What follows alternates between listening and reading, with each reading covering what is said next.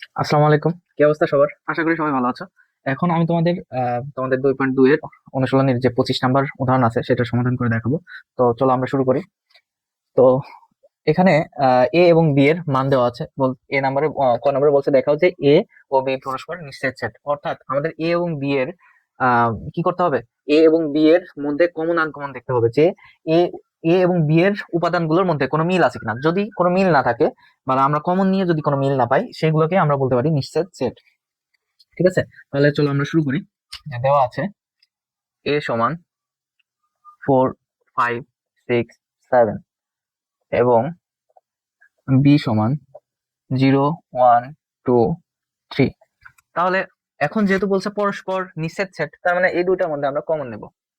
A common B সমান 4, 5, 6, 7 common 0, 1, 2, 3। তাহলে আমাদের এই দুইটার মধ্যে কি কোনো কমন আছে? দেখো, এই দুইটার মধ্যে কোনোই কমন নাই। তাহলে আমরা এরকম লিখতে পারি, হ্যাঁ, এরকম লিখতে পারি। তো তাহলে আমরা বলতে পারি অতএব এ ও বি পরস্পর নিশ্চেদ সেট।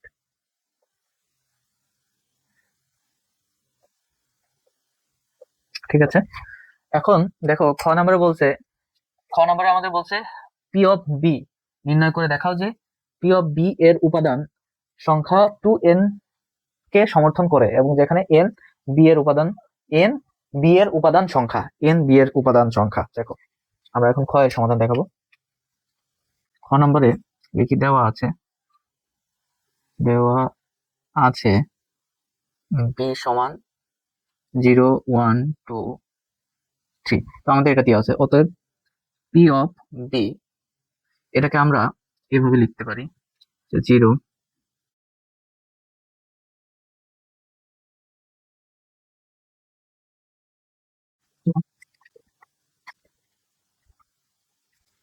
দেখো এখানে পাওয়ার অফ বি এর উপাদান সংখ্যাগুলো লিখলাম।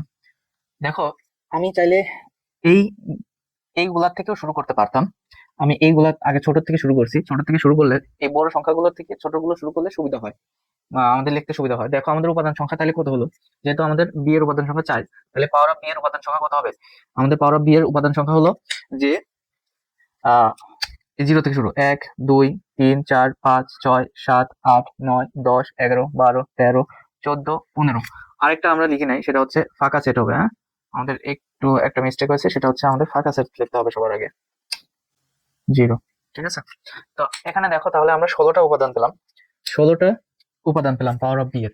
দেখো, আর আমি এটা এভাবে লেখার কারণ কি, দেখো আমরা কি লিখেছি, ফাঁকা সেট 0, 1, 2, 3। হ্যাঁ, তাহলে জিরোর সাথে এই তিনটা গুণ, তাহলে জিরো জিরো, দেখো 0, 1, 0, 2, 0, 3, জিরোর পর্ব শেষ। তাহলে তারপর কি লিখবো? 1, 2। তারপর কি লিখবো? 1, 2, 1, 3। দেখো 1, 2, 1, 3 লিখলাম। তারপর কি লিখলাম? আমাদের কি 2 আর 3 আছে, 2 আর 3 লিখলাম। তারপরে আমাদের দুইটা নেওয়ার পর্ব শেষ হয়ে গেল, তারপরে তিনটা নেওয়ার পর্ব। তাহলে 0, 1, 2, মানে এখানের এই চারটা থেকে একটা করে বাদ যাবে। 0, 1, 2 নিছি, তারপরে নিয়েছি আমরা কি 0, 1, 2 বাদ দিয়েছি, 3 নিছি। তারপরে আবার কি লিখছে? 0, 2, 3 নিয়েছি, এই যে দেখো 0, 2, 3। তারপরে আবার কি 0 বাদ, 1, 2, 3। ফার্স্টে এটা বাদ দিছি, তারপরে এটা বাদ দিছি, তারপরে এটা দিছি, তারপরে এটা বাদ দিছি, এভাবে করে তিনটা লেখা আমাদের শেষ। তারপরে কি দেখো 1, 2, 3 পর্যন্ত আমাদের হয়ে গেছে। তারপরে এটাই এই চারটায় একবারে লিখবো, তাহলে আরো একটা উপাদান সংখ্যা পেয়ে গেলাম আমরা। ঠিক আছে, তো আমরা পাওয়ার অফ বি এর উপাদান সংখ্যা পেলাম 16টা। ঠিক আছে, তাহলে আমরা এখন লিখবো, যেহেতু উপাদান সংখ্যা 4টি, বি এর উপাদান সংখ্যা 4টি, এখানে বি এর উপাদান সংখ্যা 4টি এবং পাওয়ার অফ বি এর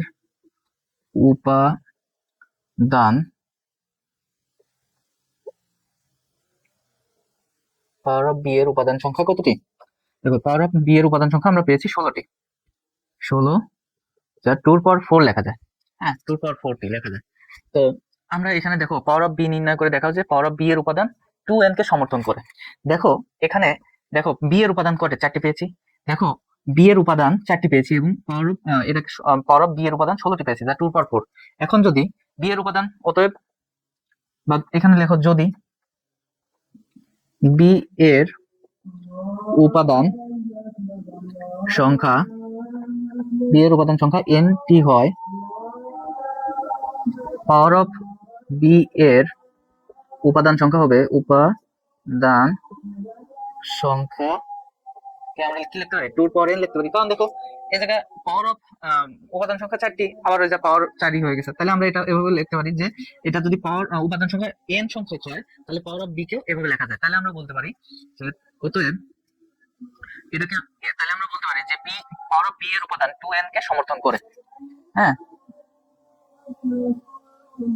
তাহলে আমরা বলতে পারি যে পাওয়ার অফ বি এর উপাদান, পাওয়ার অফ বি এর উপাদান সংখ্যা, পাওয়ার অফ বি এর উপাদান সংখ্যা 2 পাওয়ার n কে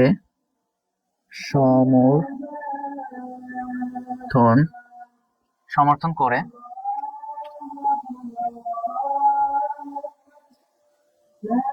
যেখানে n বি এর উপাদান সংখ্যা। দেখো এনটা কি, এনটা হচ্ছে এই যে বি এর উপাদান সংখ্যাটা, এখানে এনটা বি এর থাক, এই লাইন না দিলেও সমস্যা নেই, তোমরা এটাই অ্যান্সার। আমাদের এই অঙ্ক এই পর্যন্তই শেষ। দেখলে খুব সহজে আমরা ক্ষয়ের সমাধান বুঝে গেলাম। এখন আমরা গয়ের সমাধান দেখব। তো দেখো গতে আমরা বলছে, এখানে বলছে যে আর অন্যটিকে তালিকা পদ্ধতিতে প্রকাশ করা এবং তার ডোমেন নির্ণয় করতে বলছে শুধুমাত্র। তো এরকম টাইপের অঙ্ক আমি তোমাদেরকে আগেও দেখিয়ে দিয়েছি, তো আমি আবারও দেখাচ্ছি। তো এখানে দেখো আমাদের আর অন্যটিতে কি দেওয়া আছে যে এক্স এবং ওয়াই, যেন এক্স এর উপাদানটা এ এর মধ্যে বিদ্যমান এবং ওয়াই এর উপাদানটা আবারও এ এর মধ্যে বিদ্যমান, মানে এক্স ওয়াই এর উপাদানটা এ এর মধ্যে অবস্থিত থাকতে হবে। এবং আমাদের শর্ত দেওয়া আছে ওয়াই সমান x plus y, x plus one, এবং এর মান দেওয়া আছে এগুলো। তার মানে আমাদের এক্স এবং ওয়াই এর মান এই সংখ্যার বাইরে নেওয়া যাবে না। আমরা লিখতে পারি যে শর্ত মতে যে ওয়াই সমান এক্স প্লাস ওয়ান। এখন আমরা এক্স এর কয়েকটি মানের জন্য ওয়াই এর মান পাবো। হ্যাঁ, তাহলে আমরা লিখি, আচ্ছা এই জায়গায় এক্স হবে, হ্যাঁ এক্স হবে, ওকে। আচ্ছা এখানে এক্স হবে, এবং এখানে আমরা লিখতে পারি যে শর্ত মতে এক্স বিলংস টু এ এর জন্য ওয়াই সমান এক্স প্লাস ওয়ান এর মান নির্ণয় করি। ঠিক আছে, আমরা একটা ছক লিখি, এটা এক্স, এটা ওয়াই, আমাদের মান দেওয়া আছে 4টা। তাহলে এক্স এর মান এখানে কত আছে, ফার্স্টে 4 আছে, তাহলে এখানে যদি 4 দিই, 4 এর সাথে 1 যোগ, তাহলে এক্স এর মান 4 হলে, মানে এই যে ওয়াই সমান এক্স প্লাস ওয়ান আছে না, তাহলে এক্স এর মান যদি 4 ধরি তাহলে কি হবে, প্লাস ওয়ান হবে, তাহলে হবে কত 5, তাহলে 1 যোগ 4 এর সাথে 1 যোগ 5, তারপরে যদি 5 ধরি তাহলে এটা হবে 6, এটা যদি 6 ধরি এটা হবে 7, এটা যদি 7 ধরি এটা হবে 8। তো এখানে আমরা বলতে পারি এখানে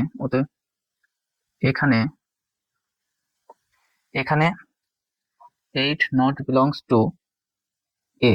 দেখো 8 এর মধ্যে নাই, অতএব 7 এবং 8, হ্যাঁ 7 এবং 8, আচ্ছা অতএব তোমরা লিখতে পারো, বাংলায় লিখতে পারো কাজেই আর এটা কি আর এর উপাদান নয়, আর নট বিলংস টু 7 8, ওকে 7 8। তাহলে আমরা আমাদের এ পর্যন্ত শেষ। তাহলে আমাদের উপাদান সংখ্যা অন্যয় কি পাচ্ছি, আর অন্যয় কি পাচ্ছি, অতএব আর সমান পাচ্ছি আমরা যে 4 5, তারপরে 5 6, তারপরে 6 7। ঠিক আছে, তাহলে এটা হচ্ছে আমরা আর এর মান পাচ্ছি, ওকে আর এর মান এটাই পাচ্ছি। তাহলে এটা পেয়ে গেছি। এখন তাহলে ডোমেন, অতএব ডোম আর, তাহলে ডোম আর বলতে আমরা কি বুঝি, যে প্রথম উপাদানগুলোকে ডোমেন বলে। হ্যাঁ, তাহলে 4 5 7, অতএব ডোম আর এটা। দেখলে খুব সহজে আমরা 25-এর উদাহরণটা সমাধান করলাম, 25 নম্বর উদাহরণের সমাধান করলাম। তো পরবর্তীতে আমরা অনুশীলনীর অঙ্ক নিয়ে আসবো।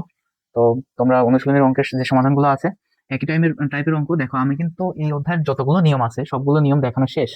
এখন তোমাদের অনুশীলনীর নিয়মগুলো আছে, এই নিয়মগুলাই যা উদাহরণে যা করিয়েছি অনুশীলনীতে ঠিকই একই নিয়মের একই প্রশ্ন আছে, একটু ঘোরায় ফিরে বলছে। তো আমরা সেগুলো সমাধান দেখাবো ইনশাল্লাহ, এবং ওইগুলো তোমাদের আরো ভালোভাবে বোঝানোর চেষ্টা করব। আশা করি তোমরা সুন্দরভাবে আজকের ক্লাসটা করেছো এবং করবা এবং বুঝতে পেরেছো। আজকের মতো এখানেই সমাপ্ত। আল্লাহ হাফেজ।